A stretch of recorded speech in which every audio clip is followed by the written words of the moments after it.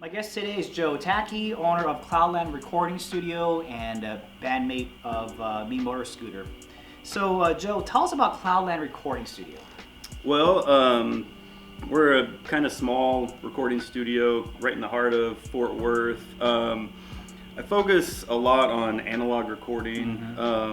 We do digital too, of course, but I have a 2-inch tape machine that I record most of the bands to, at least through the first pass, and a lot of cool outboard analog gear and stuff. And it's kind of a small little unassuming studio, but there's like a really cool vibe here that a lot of bands seem to respond to. And it's just, it's a fun space, and it's, close to the action and all that. So there's a lot of recording studios in North Texas. When bands choose this place, you kind of touched on it earlier. What are they looking for from Cloudland Recording Studio?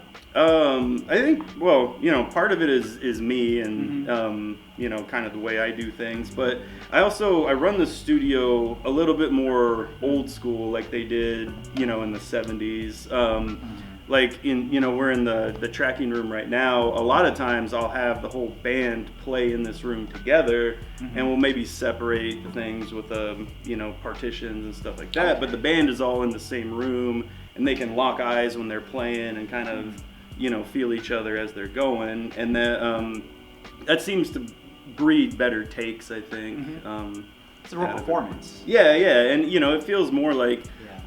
Back in the day, when they record, like the entire band would be in the same room, everything running at the same time, and so nobody could mess up, because then that would be heard on different microphone and stuff. So we get kind of that same feel in here. Of course, sometimes we do it the other way too, where just track one thing at a time and stack them on top of each other. But and the musicians like that energy? They do. Everyone that's done it has, really responded well to it. The band has to be fairly rehearsed, but I've had some bands, like a bass player for one band came in to record and never had done it that way before, and was like, oh wow, I'm gonna bring my other band in here because I really like the way that you do it. And so that's happened a few times.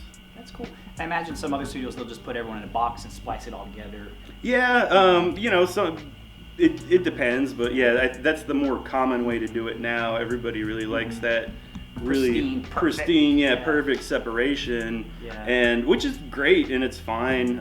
Just my tastes tend to be a little more old school, and so I kind of like the way it sounds with everybody together. And we kind of a joke that we have up here is, especially going to tape, if somebody does something maybe technically wrong, but it still sounds good and it's not out of key, we just say chalk it up to rock and roll, and keep it and move on, and then those become part of the song, just like back in the day. So that's really cool. Well, speaking of kind of older way of doing things, you have a 1970s mixing board that you found.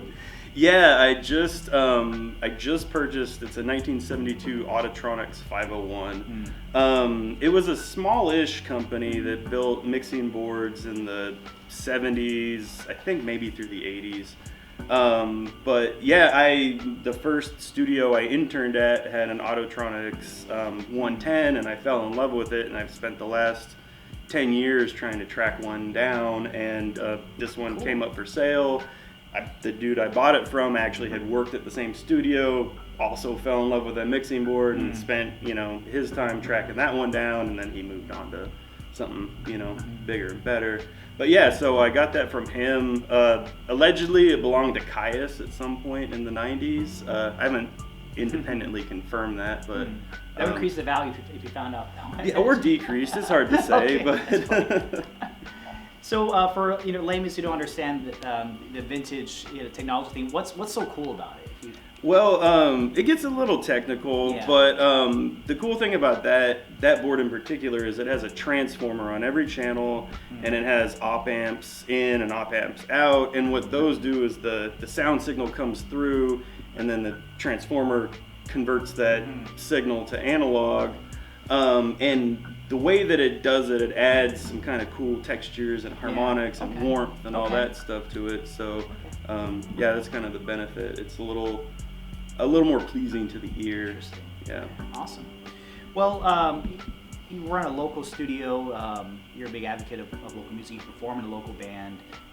Folks can stream music from anywhere in the world, but what are the advantages of paying attention to local music for listeners out there? Well, I mean, Fort Worth has a really awesome local scene that I think is starting to get some of the cred that it deserves, but we have kind of a sound here. It's sort of like an accent thing where, like, if you're in it all the time, you don't really hear the accent until somebody points it out, but there's definitely kind of a Fort Worth sound.